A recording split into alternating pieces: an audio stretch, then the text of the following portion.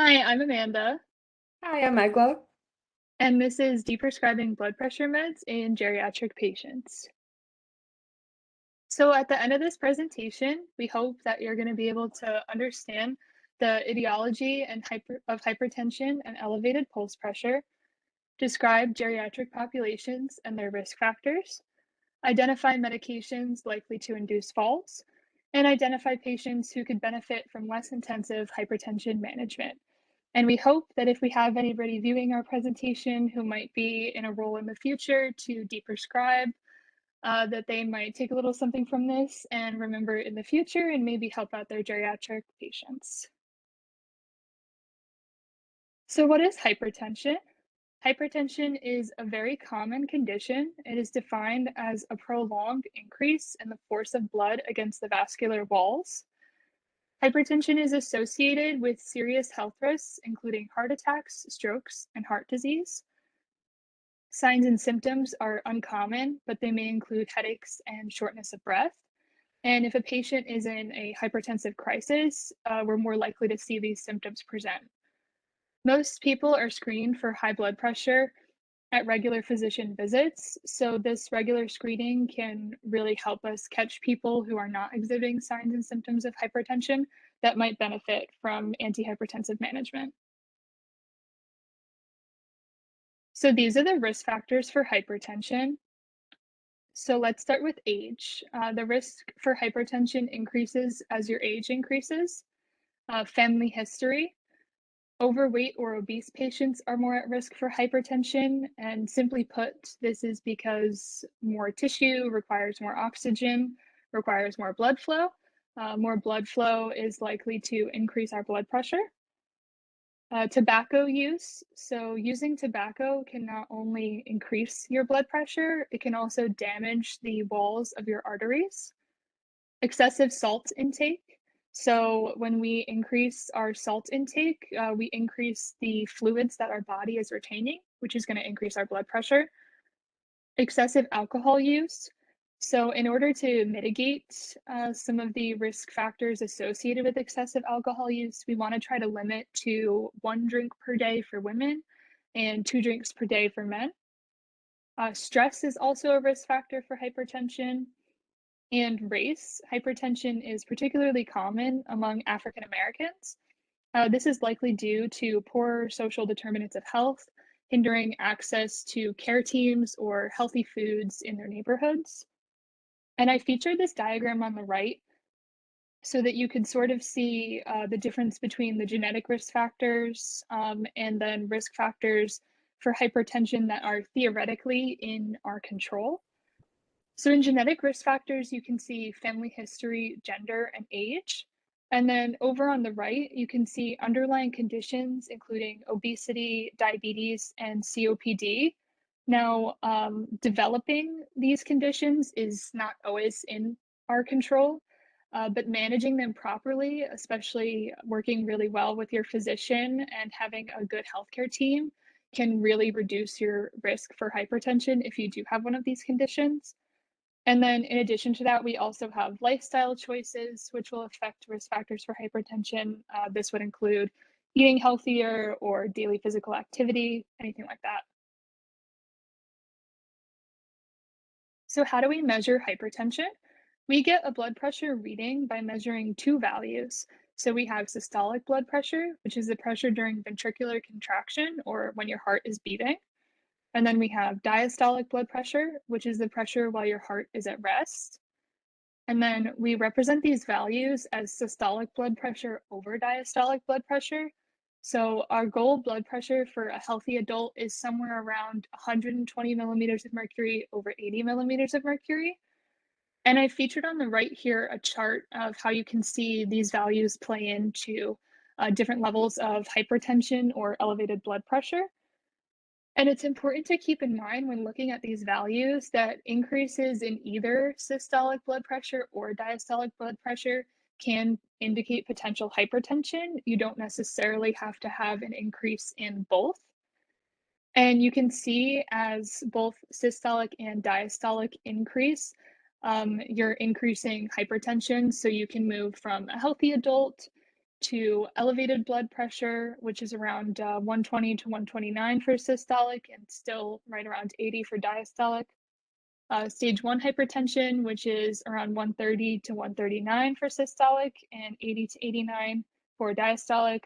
Stage 2 hypertension, which is around 140 or higher for systolic and 90 or higher for diastolic. And then a hypertensive crisis, which is an emergency, where systolic is greater than 180 or diastolic is greater than 120. And it's also important to keep in mind that we do not make a diagnosis off of one blood pressure reading that would show elevated blood pressure. We really want to have at least more than 2 readings indicating elevated blood pressure on more than 2 occasions. So what is pulse pressure? Pulse pressure is defined as systolic minus diastolic blood pressure. So say for instance, the patient had a blood pressure reading of 120 over 80, their pulse pressure would be around 40 millimeters of mercury. Pulse pressures that are greater than 60 millimeters of mercury are considered elevated, and this is due to decreased vascular compliance. And increased pulse pressure is mainly caused by hypertension and atherosclerosis, which is when we have fatty deposits on the walls of our arteries. And antihypertensive therapy generally reduces pulse pressure, but with this, patients may become more susceptible to orthostatic hypotension, which is a condition that will be discussed later in the presentation. So who is the geriatric population? The geriatric population is defined as those that are 65 years or older. The geriatric population is associated with more comorbidities and prescription drug use, and these patients generally require more long-term care and benefit highly from interprofessional health teams. So interprofessional healthcare teams can consist of many different providers, which could potentially include physicians, pharmacists, speech pathologists, nurses, psychologists, and more. The more diverse a healthcare team is, the better chance we have of actually improving patients' health outcomes and quality of life. And I featured this figure on the right, which is from the United States Census Bureau.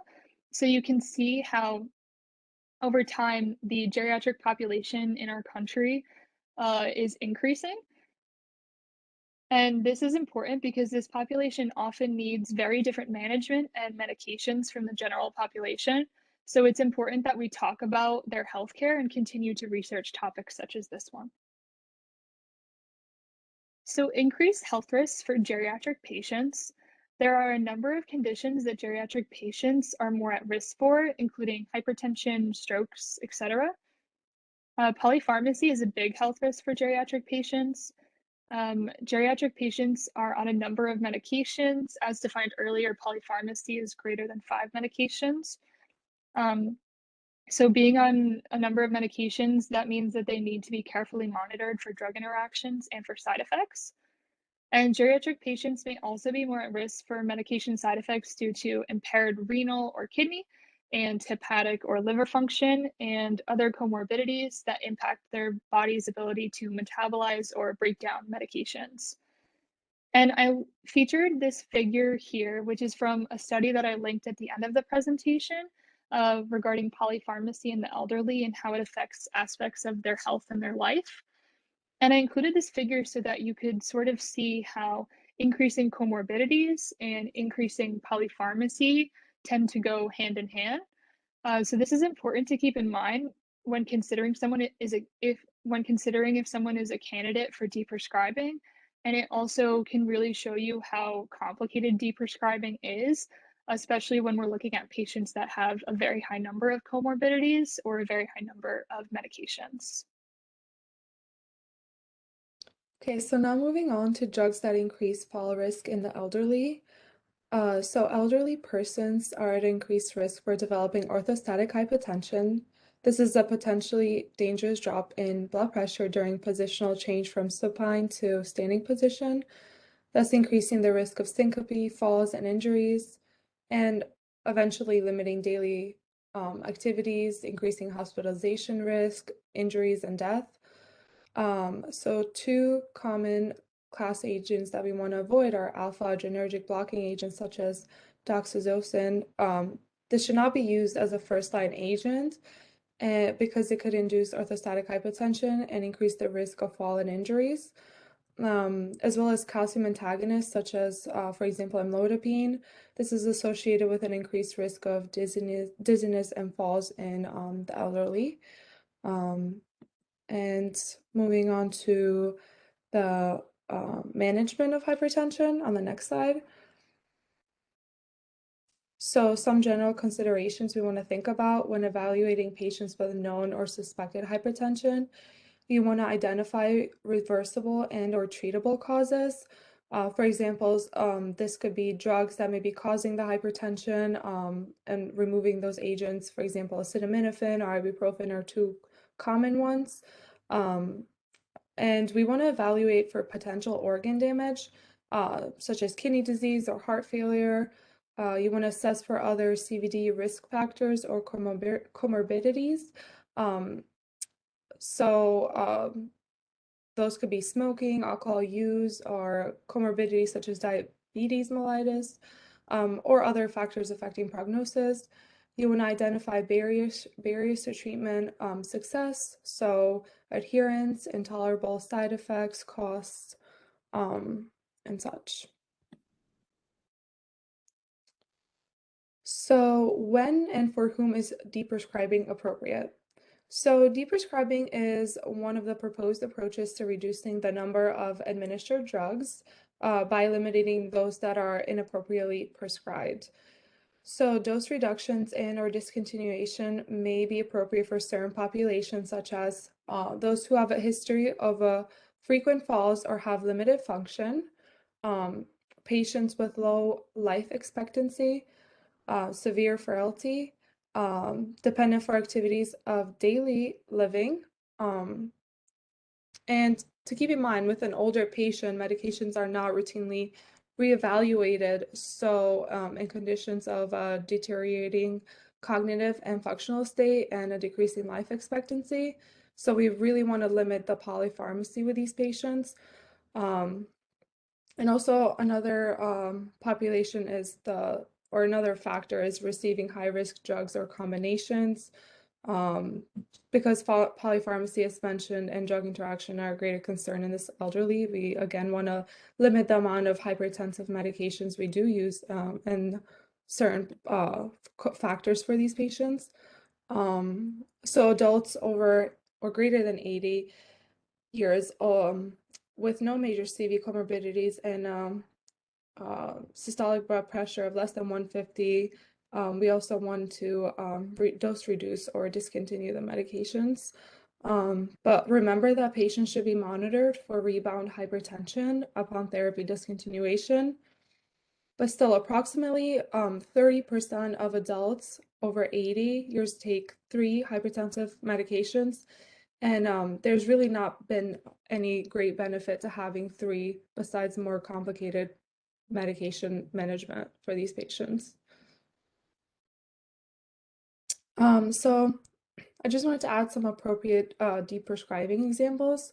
So patients receiving long-acting nitrates for a past episode of chest pain labeled as angina, but in whom no objective evidence of coronary artery disease exists.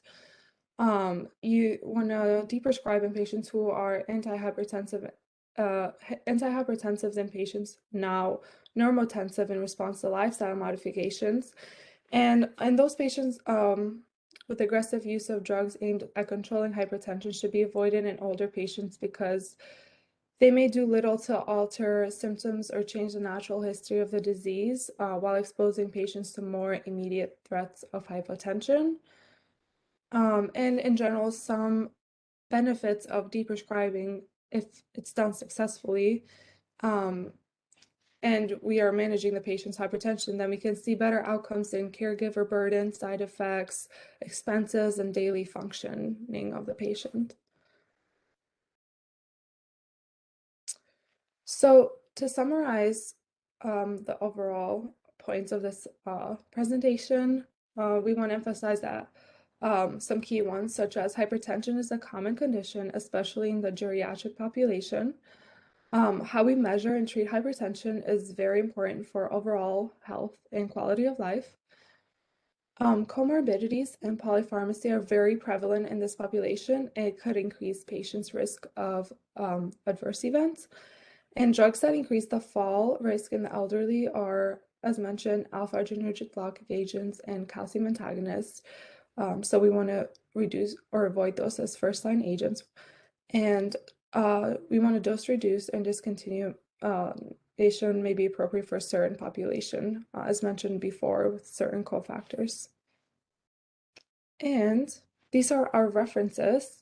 And thank you so much for viewing our presentation. I hope if you have a caregiver or a family friend to a geriatric patient that you learned something from this presentation and that can better help geriatric patients maintain a good quality of life in the future.